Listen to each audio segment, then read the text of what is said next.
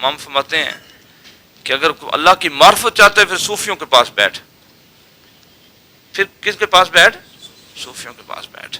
جی حضرت غوث اللہ فرماتے ہیں کہ اگر تو 22 سال بھی تو کتابیں کال والی پڑھے گا تو تجھے اتنا نفع نہیں ہوگا جو چند لمحے تو اہل اللہ کے پاس بیٹھے گا تجھے نفع نصیب ہو جائے گا. تو یہ جو علم ہے، یہ علم تصوف جو ہے، یہ اہل اللہ کے پاس بیٹھ کے ان کی صحبت سے، ان کا تعلق، اس کا جو تعلق ہے وہ چکھنے سے ہے، احساسات سے ہے. امام غزالی رحمۃ اللہ علیہ آپ فرماتے ہیں کہ جو کانوں سے بہرا ہوتا ہے اس کو کیا پتہ ہوتا ہے کہ آواز کا سوز کیا ہوتا ہے. پتہ ہے جو اندھا ہوتا ہے اس کو کیا، وہ کیا جانے کہ ہریالی کیا ہوتی ہے، خزاں کیا ہوتی ہے، خزاں کے مزے اس کو کیا پتہ ہیں. پھر فرماتے ہیں کہ جو بندہ جو ہجڑا ہو اس کو کیا پتہ ہے کہ لذت جماع کیا ہے. فرماتے ہیں اسی طرح جس کا دل مردہ ہے اس کو کیا پتہ ہے کہ یاد خدا کیا ہے.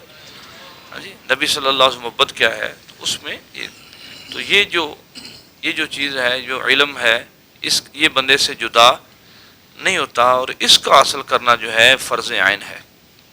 دوسرے جو علم ہے وہ فرض کفایہ ہیں. بلکہ میں بعض بزرگوں کو دیکھا انہوں نے اتنا زیادہ دلیری سے کام لیا. وہ فرماتے ہیں اگر کوئی پیر ہو تو اس کے ساتھ پوری جماعت ہو تو وہ کسی پہ اللہ کا فضل دیکھے، وہ جماعت سمیت اس کا غلام ہو جائے.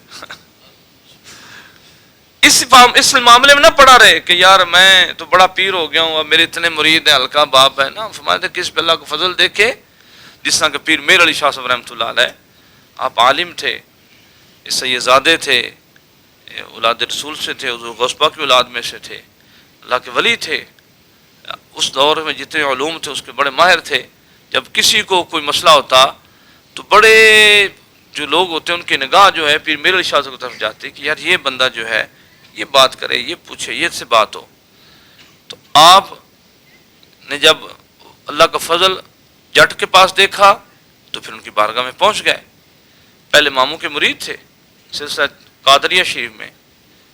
تو سید فضل احمد شاہ رحمۃ اللہ علیہ انہوں نے پوچھا کہ نڈیا کدے گیا ہے؟ فرمایا ماں جٹ دا بنا ساوا ڈٹھا. میں جٹ کے پاس فیض دیکھا، اس کے پاس میں نے نور دیکھا، برکت دیکھی. تو ہمارے جو سید ہوتے ہیں یا عام پیر زادے ہوتے ہیں، صاحبزادے ہوتے ہیں یا عام علماء ہوتے ہیں، ان کے سامنے یہ بہت بڑی رکاوٹ بن جاتی ہے.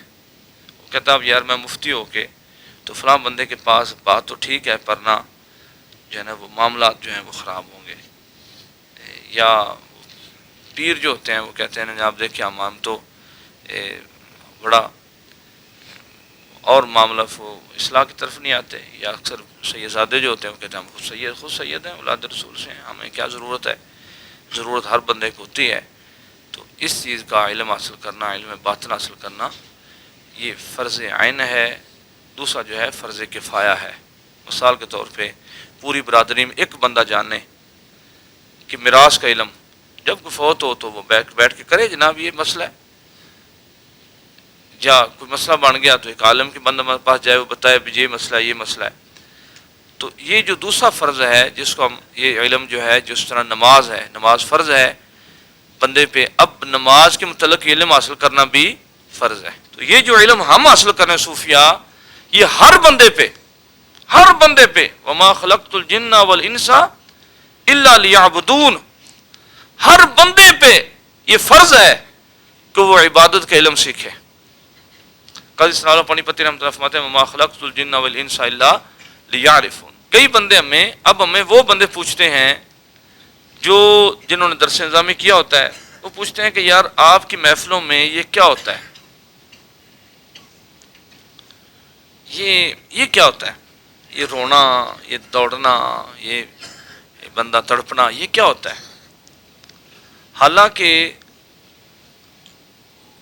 وہ انہی خانقاہوں سے، انہی مشائخ سے وہ مرید ہوتے ہیں جن کے ہاں یہ ہوا ہوتا ہے، جن کے ہاں بہت زیادہ ہوتا ہے. مثال کے طور پہ سیال شریف میں ایک مفت صاحب تشریف لے آئے، وہ وادی سون کے تھے، مفتی تھے، قاضی تھے. انہوں نے آ کے پیر سیال کی بارگاہ میں ارشاد میں عرض کی کہ حضور یہ میں آپ سے مناظرے کے لیے آیا ہوں. تو میں ٹھیک ہے. انہوں نے جب مناظرے کے لیے آئے تو کہ کیوں آئے؟ انہوں نے کہا جی یہ جو آپ سما کرتے ہیں یہ حرام ہے، جائز نہیں ہے۔ تو انہوں نے فرمایا ٹھیک ہے، آپ سے بات کرتے ہیں، 2 منٹ آپ رکیں۔ قوال سے فرمایا کہ کچھ سنا دو، تو اس کے بعد وہ ان سے بات کرتے ہیں۔ تو قوال نے وہ فارسی کا شعر پڑھا جس کا مفہوم بنتا ہے کہ اے میرے چاند، فجر میں اور رات میں، شام میں، ہر وقت تیری زلف کا تذکرہ فرشتے کرتے ہیں۔ اس پہ مفتی صاحب کو بھی وجد ہوا اور بڑا ٹکا کے وجد ہوا، انہوں نے اپنی دستار اتاری اور قوالوں کو ہدیے میں پیش کر دی۔ تو پھر سیال کے جو صاحبزادے تھے وہ گھر گئے، جا کے وہ سونا لے کے آئے، زیورات قوالوں کے دیا اور دستار جو ہے ان سے لے لی۔ حالانکہ دستار اتنی قیمتی نہیں تھی، مثلا کوئی آج کے دور کی 1500 روپے کی ہوتی، اس سے زیادہ تو نہیں ہوتا، یا اس دور میں چلو کوئی روپے کی ہوتی یا 2 روپے کی ہوتی۔ تو آپ کے والد صاحب نے پوچھا ان صاحبزادہ صاحب سے بھی آپ نے اتنے پیسے کیوں دیے، سونا کیوں دیا قوالوں کو؟ میں کہ دستار عام دستار نہیں، ایک عالم دین کی دستار ہے۔ تو عالم کے ادب کے لیے، ان کی وقت کے لیے، ان کی شان کے لیے میں نے یہ سونے کے بدلے یہ خرید لی، لے لی۔ تو بڑے خوش ہوئے اس چیز پہ۔ اب انہوں نے کیا کیا؟ انہوں نے پیر سیال نے فرمایا کہ آپ آ گئے، آپ کے احترام میں ہم کوئی دلیل نہیں دیتے، لیکن آئندہ کے بعد سیال شریف میں ساز کے ساتھ قوالی نہیں ہوا کرے گی۔ اس فکرے پہ اتنا وجد ہوا کہ وہ وجد میں وہ کہتے ہیں کہ جو تالاب میں بندے گر گئے، سارا مسئلہ ایسا ہو گیا۔ حضرت بابا فرید گنج شکر مسعود رحمۃ اللہ علیہ آپ کے داماد تھے، حضرت حافظ اسحاق صاحب رحمۃ اللہ علیہ، آج بھی ان کا پاک پتن شریف مزار ہے، بہت بڑے عالم دین تھے، سید تھے، اولاد رسول میں تھے، آپ کے داماد بھی تھے۔ آپ نے بیٹی کا رشتہ بھی ان کو دیا، جماعت وہ کراتے تھے، محفل ہوئی، سما توجہ ہوئی، حضرت کو بڑی کفیت ہوئی، نماز مغرب کا وقت ہو گیا تو انہوں نے فرمایا کہ حافظ صاحب جماعت کرائیں۔ حافظ صاحب نے اللہ اکبر کہا اور ساتھ ہی شعر پڑھنا شروع کر دیا۔ بابا فرید صاحب فرمایا کہ نماز توڑ دو بھائی، پیچھے آؤ بھائی، حافظ صاحب جماعت کرائیں لیکن اشعار نہیں پڑھنے، جماعت کرائیں۔ دوبارہ پھر انہوں نے اسی کفیت میں اللہ اکبر کرو پھر شعر پڑھ دیا۔ انہوں نے فرمایا نماز توڑ دیں بھائی، حافظ صاحب پیچھے آئیں، جماعت کرائیں، جماعت آپ نے ہی کرانی ہے لیکن اشعار نہیں پڑھنے۔ البتہ تیسری یا چوتھی دفعہ انہوں نے باقاعدہ طور پہ وہ ان کی جو کفیت تھی وہ سنبھل گئی تو انہوں نے نماز پڑھانا شروع کر دیا۔ ہماری یہ جو کتاب ہے، مشہور کتاب یہ ہدایہ شریف، اس میں باقاعدہ طور پہ لکھا ہے، باقاعدہ طور پہ وہ باب ہیں کہ نماز میں کوئی آہ کرے، اف کرے، ہائے کرے، کفیات کی وجہ سے اس میں سے کوئی لفظ نکل جائے، کچھ ہو جائے، اس کی نماز کو ضائع نہیں ہوگی، نماز کی صحت میں فرق نہیں پڑے۔ اب وہ استاد پڑھا رہے ہیں لیکن اب بندہ نہیں ملتا جس نے کبھی اف کیا ہو، کبھی ہائے کیا ہو، کبھی نماز کے اندر اس کی چیخ نکلی ہو، کبھی رونے کی آواز آئی ہو۔ اسلام آباد میں جعفر پاچا صاحب رحمۃ اللہ علیہ آپ کے مریدین تھے، نماز جب پڑھی، جو قاری صاحب تھے بڑے خوش حلان تھے، ان کو تلاوت فرمائی انہوں نے، یا نماز کے اندر بڑا ایک سکون ہوا ہے تو بندہ نماز کے اندر اس کو کفیت ہو گئی۔ انہوں نے سلام پھیرا، اس کے بعد فرمایا کہ جس بندے نے ایسا کیا ہے اس نے نماز دوبارہ لوٹائے اور انہیں چاہیے کہ مسجد میں ایسا شور و غل کرنا جائز نہیں ہے۔ کچھ ارشادات اور فرمائے، نماز پڑھی گئی۔ اب شاہ صاحب نے ملے، السلام علیکم، وعلیکم السلام جی، آپ پڑھاتے ہیں؟ کہاں؟ میں فلانے ادارے میں پڑھاتا ہوں۔ میں کیا پڑھاتے ہیں؟ میں ہدایہ پڑھاتا ہوں۔ اچھا، اور کیا پڑھاتے ہیں؟ فلانی شیخ پڑھاتے ہیں۔ پڑھاتے ہیں جی؟ کہتے ہیں کہ ہدایہ شریف ہے؟ کہتے ہیں ہاں جی۔ کتنی دفعہ؟ میں اب تو یاد بھی نہیں ہے، اتنے سالوں سے یہ کتابیں پڑھا رہا ہوں، استادوں نے ڈیوٹی لگائی۔ اچھا، میں کتاب ہدایہ شریف ہے جی، یہ کبھی پڑھایا ہے یہ کہ نماز کے اندر ایسی کفیت ہو جائے؟ مطلب ہاں پڑھا تو آنکھوں میں آنسو آ گئے۔ مطلب پڑھاتے رہے، سنا نہیں ہے، دیکھا نہیں ہے، عمر گزر گئی لیکن پڑھاتے رہے ہیں کہ نماز میں ایسا ہو جائے تو نماز کی صحت میں فرق نہیں پڑتا، ایسا ہو جائے پڑھاتے رہے۔ لیکن آج وہ جو ہے جیسے کوئی بندہ ساری زندگی مدینہ شریف منورات کی وہ جالیوں کی نعتیں پڑھتا رہے، ساری زندگی پڑھتا رہے لیکن ایک دفعہ بھی مدینہ منورہ نہ گیا ہو، تو جو بندہ گیا ہے اور پھر مدینہ منورہ جا کے وہ بندہ، ایک ہوتا ہے نا وہ ایک شعر کا مفہوم بنتا ہے کہ درے یار تو پر تو پہنچے پر دل یار تک نہ پہنچے ہیں.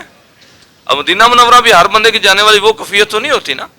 ہر بندہ جانے والا وہ جو خاص بندے ہوتے ہیں، جو ان کی خاص باتیں خاص الخاص بندے ہوتے ہیں. تو اس طرح آج ہمیں اس چیز کی ضرورت ہے کہ ہمیں بڑا یہ دھچکا لگتا ہے جب ہمارے پاس علماء آتے ہیں یا ہم کسی عالم دین کی مجلس میں چلے جاتے ہیں، وہاں پہ دوران تقریر وہ کہہ رہا ہوتا ہے، فرما رہے ہوتے ہیں کہ جناب یہی سب کچھ ہے، اس کے علاوہ اور کچھ نہیں ہے. جب انکار کر دیتے ہیں تو علم فرض کا انکار کرنا یہ تو بڑا سخت گناہ ہے. اب چونکہ وہ خود نہیں جانتے ہوتے، نہیں پڑھا ہوتا، ان کو وہ وہاں سے گزرے نہیں ہوتے، تو اب یہ ایک بڑا مسئلہ بن گیا. حضرت امام احمد رضا خان فاضل رحمۃ اللہ علیہ، ان کا جو مرشد خانہ وہ اپنی کتاب لکھتے ہیں، وہ فرماتے ہیں کہ اگر کسی بندے کو کسی محفل میں نعت کے دوران یا سماع کے دوران کوئی کیفیت پیدا ہو جائے، خوشی والی پیدا ہو جائے، یا رونا شروع ہو جائے، یا بندہ وہ وجد کرنا شروع ہو جائے یا اٹھ مت ہیں کہ تمام پیر بھائیوں کو مجلس کو چاہیے کہ اس کا احترام کریں. مطلب دو حالتوں خالدی نہیں ہے، یا وجد ہے یا توجد ہے. اگر وجد ہے پھر بھی احترام کریں، اگر وجد نہیں ہے تو توجد ہے، فرمایا پھر بھی احترام کریں. وجد ہوتا ہے جو غیر اختیاری ہو، اور توجد جو ہوتا ہے جو اختیاری ہو. اس میں امام غزالی رحمۃ اللہ فرماتے ہیں کہ دوران وجد اگر کسی بندے کی پگ اتر جائے، اے دوست تو بھی چھلانگ لگا اپنی پگ اتار دے، تو بھی اسی رنگ میں اسی طرح کر. ہو سکتا ہے کہ تجھے بھی وہ کیفیت نصیب ہو جائے، تجھے بھی اس سے برکت حاصل ہو جائے. تو فرماتے ہیں کہ وہ اس کو چاہیے کہ وہ فرماتے ہیں اگر توجد کوئی کرتا ہے تو اس کا بھی احترام کیا جائے، اس کا بھی احترام کیا جائے. اور اس کو بھی وہ اس لیے فرماتے ہیں کہ اگر اس کا احترام نہ کیا جائے تو بندے کی نسبت ختم ہونے کا ڈر ہے، کہ بندے کی جو نسبت ہے وہ ختم نہ ہو جائے، وہ ضبط نہ ہو جائے، وہ منقطع نہ ہو جائے. تو اس لیے اس کو چاہیے کہ اس کا احترام کرے.